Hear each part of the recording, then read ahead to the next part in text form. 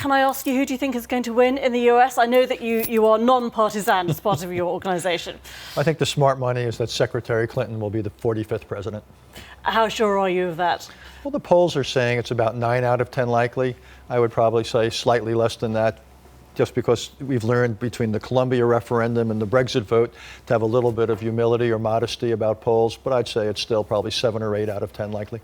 OK. If Trump does manage to surprise everybody, what will that mean for foreign policy, do you think? Well, it's so hard to know because he's so far outside the post-World War II mainstream of American foreign policy. He questioned some of the basics, from free trade to U.S. relations with allies in Europe and Asia, seems to have a slightly more relaxed approach to the possible spread of nuclear weapons. Now, it's a little bit hard to know what's rhetoric and what would be policy. Also very hard to know who would populate Trump administration. One thing I expect your viewers don't know is every American president gets to make something on the order of 4,000 appointments across the American government. So it's an enormous pool of individuals who could shape things. But all things being equal, you're looking at a form of economic nationalism and much more wariness about geopolitical involvement in the world. And what is your thought on that? How alarming is it, as his opponents would say? Well, it worries me. I believe the United States derives benefit not just economically and strategically from free trade. I believe the alliance system has done us extraordinary good. It's kept the peace in Europe. It's kept things, for the most part, calm in Asia. The world has grown economically. We haven't seen massive spread of nuclear weapons. So I believe Mr. Trump focuses too much on what he sees as the costs of America's involvement in the world. He doesn't focus nearly enough on what I would describe as the return on investment. I know you have written, obviously, a lot on foreign policy. If Hillary Clinton does win, how different will she be from Barack Obama and from her husband? How much more interventionist do you think she would be?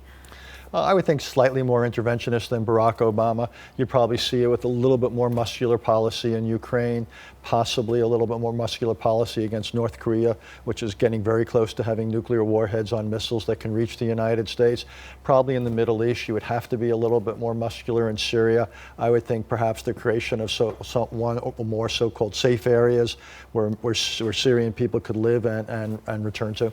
How much is foreign policy playing a part at all, do you think, in the way people are voting? Or is it all domestic? I mean, I was just in New York very recently last month, and it didn't seem to be featuring much, apart from, the whole security terror threat.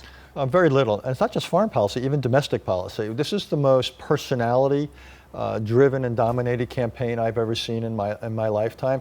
We're talking about character, temperament, fitness for office, very little about the differences on tax policy or education policy. How damaging to the American reputation around the world has the debate been? It has been damaging.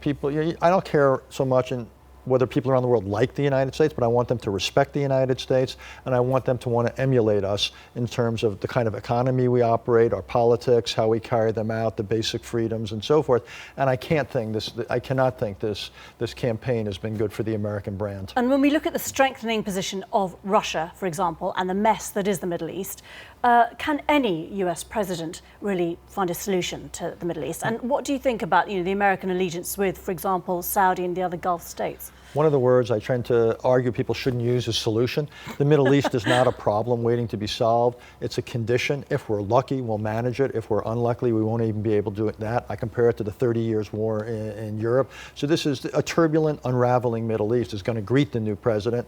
So will the host of problems you've now got in Europe. So will the question of how to manage China's rise to South China Sea, North Korea's nuclear program in Asia. It's going to be an extraordinarily crowded, difficult inbox. It is a very sensitive time, of course. I just want to turn to one particular area of interest to our viewers in South Asia, and that is, of course, the situation in Kashmir, because Pakistan and India have accused each other of inflicting fatal casualties in unprovoked firing across the border. Pakistan's army said 2 of its civilians, including a baby girl, were killed when Indian troops fired from Indian-administered Kashmir into Pakistan's Punjab province. Indian media reports said the firing from the other side killed a border guard and a child. Each side said it retaliated, and it's impossible to verify the accounts or to know who fired first. Well, Dr. Richard Haass, you tweeted, I saw today, about the Indian-Pakistan situation. It's become very tense for those of us with families there. None of us wants to see this escalation in tension. Where do you think this is heading? This is another problem for the door of the new US president. Absolutely, and I'm worried about it because, as you know, periodically during their mutual histories, India and Pakistan have gone to war. Pakistan now has the world's fastest growing nuclear arsenal. It houses many of the world's most dangerous terrorists. It's a veneer of civilian government, but powerful military and intelligence agencies. This Indian government is not about to turn the other cheek if it sees that Pakistan has allowed things to happen or carried them out. So I think the the Uri attack obviously antagonized people because so many soldiers were killed. Exactly. So I think the chances, not just of an incident between India and Pakistan, even beyond what we've seen, is high. And then the real challenge is, can they manage it? And I've been involved in efforts where the United States has got to try to help the two of them manage it.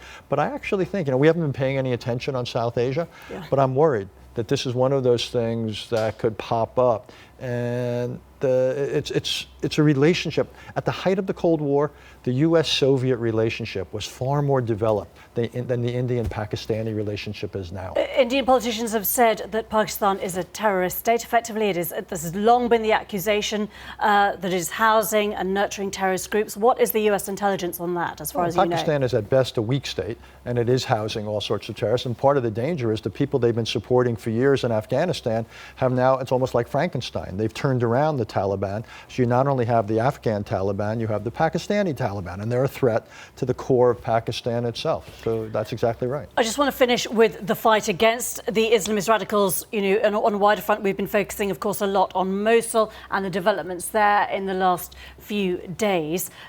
Has the fight against IS been politically timed so that Hillary Clinton can say, okay, a democratic establishment has done this amongst, to fight against? I don't buy that for a second, because in part you don't know how this fight's going to go. And if it goes badly, it could hurt Hillary Clinton. And Donald Trump is already saying we never should have pulled U.S. forces out of Iraq in the first place.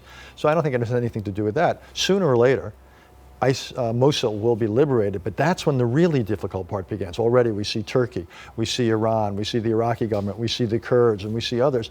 There's no consensus about how Mosul, more broadly, how Iraq is to be run. What's going to be the role of the Shia militias and so forth? How will the Sunnis fare? So one of the lessons we ought to have learned by now is the military phase, as difficult as it is never as difficult as the follow-up phase. I fear we're about to learn that in Mosul yet again. Just in a sentence, are you an optimist about where we are? Because it seems like there's an awful lot of threats on the horizon. At the risk of being self-referential, my next book is called A World in Disarray. I think that tells you what you need to know. Dear Dr. Richard Haass, thanks very much for coming in. Thank you.